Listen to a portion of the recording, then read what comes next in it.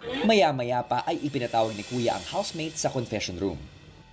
Housemates, ngayong araw ay bibigyan ko kayo ng tig-isang gift box. Tas nyo itong pangalagaan at huwag maalis sa tabi nyo.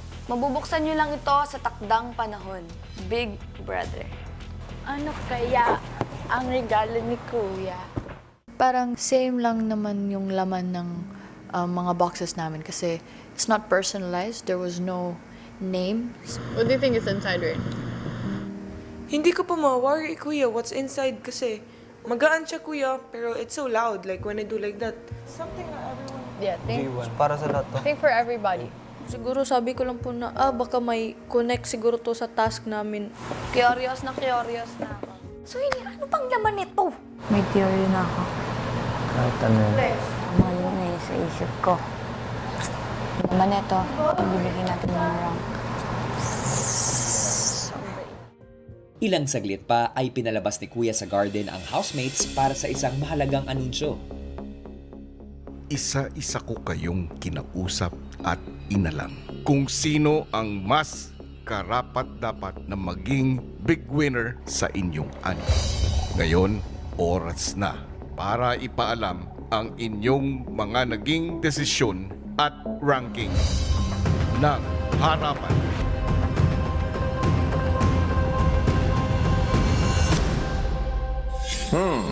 Alinsunod sa naging ranking ng housemates ay harapan nilang sasabitan ng ribbon ang kapwa housemates depende sa kung anong rank ang ibinigay nila dito. Gold ribbon para sa higher ranks na ranks 1, 2, 3 habang black ribbon naman sa lower ranks na 4, 5, and 6. Sino ang gustong mauna? I was actually quite excited na malaman yung anong napiling rank ng mga ibang housemates din po, Kuya. Okay, ibibigay ko ang rank 1 ko kay Colette. At itong rank 2 ibibigay ko kay Kai. Hinarap ko po yung kinakatakutan ko po, Kuya, at nagawa ko po yun, Kuya, ng walang pag-alinlangan, Kuya, at walang pagsisisi po sa sarili, Kuya. Nakikitaan ko din siya ng character development. Ibibigay ko to kay JP. Sarap po sa pakiramdam po na may taong nag-appreciate po sa akin dito. Pero ang rank 4, siguro may kulang pa siguro pagdating sa pakikipagsalamuha sa ibang tao. So, ibibigay ko to kay JM. Sa dating ko sa akin, parang nakulangan po ata siya sa akin sa pakikisama. Mula ko noon, matalik na kaibigan ko na ho si Colette. At hindi ko alam kung saan po ako nagkulang sa pakikisama ko sa kanya. Ang rank 5, siguro pagdating lang sa medyo pag-respect. Isip ko po, Kuya, sabihin po yun kung ano pong totoong rason bakit ko po nilagay sila sa ganung rank, Kuya. Kay Piang ko ibibigay. Tinake ko po yung mga lahat ng sinabi nila sa akin as advice po, Kuya, para mag-improve po, Kuya. So, yun, Kuya, rank 6 kay Ray. Deserve ni Self ang rank 1 na ball. Dahil, my rank number 2. Sobrang laking bagay niya dito sa loob ng bahay. So, I'll give my number 2 to GM. Maaari ho akong maging big winner. Sa pananaw po nila, nakakagaan ho sa loob. At masarap ho sa pakiramdam ko na malaman ho yun. Rank number 3. Deserve niya to. Jepoy. Okay, so lahat ng sasabihin ko, don't take it too personally. Just take it na advice. My rank number 4 is, nakukulangan ako sa kanya kasi she's very short-temper.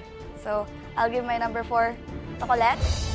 At inaamin ko naman po yun na totoo po, talaga, Kuya, inaamin ko po na lalong-lalo po na isa po din ako sa mga malalaking bunganga dito sa loob ng bahay niyo po, Kuya. I'll give my rank 5 to Rain. Rank number 6. You know what? I love you. Dun lang ako nakukulangan every time na may task. So yeah, Kai. Well, for me, mahalaga yun. Talaga, Kuya. Mahalaga na malaman ko anong tingin nila personally with no share of influence from other people. Siyempre Kuya, sobrang halaga na po magpakatotoo. Lalo na ngayon. Dahil nga, aanim na lang nga po kami, Kuya. Kukunti na lang po kami, Kuya. Kumbaga wala na kaming ibang itatago, Kuya. Yan, number 1 sa sarili ko. Si Self. Self ha. Ang number 2 ay Kuya Jeremy. Ganyan.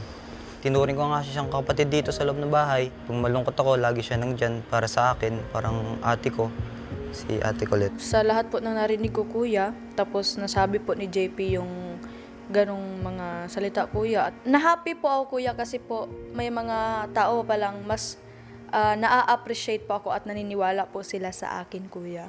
Number 4, Kai. So itong number 5, bibigay ko sa taong to, si Rin. Well, itong number 6 naman, unahin ko muna. Unang-una, itong tao na to, bumait siya dito, yung masasabi ko. Pero minsan kasi, pag kinakausap ko siya, hindi ko talaga siya makausap na mabuti kahit maayos yung tanong ko. Sa ulam minsan, na nagluluto, tapos una siyang kukuha. Pagtingin ko, ang dami ng ganoon ng ulam. Halo niya sa kanin. Sa piyang. So, hindi naman po ako masyadong nasaktan doon, kuya, sa mga ranking po nila sa akin. Kasi, kuya, yung mga ranking po nila sa akin is nung mga week 2 or week 3 ko pa lang po dito sa loob ng bahay niyo. Iti-take ko na lang po yun as advice. Ganun naman kasi talaga, kuya.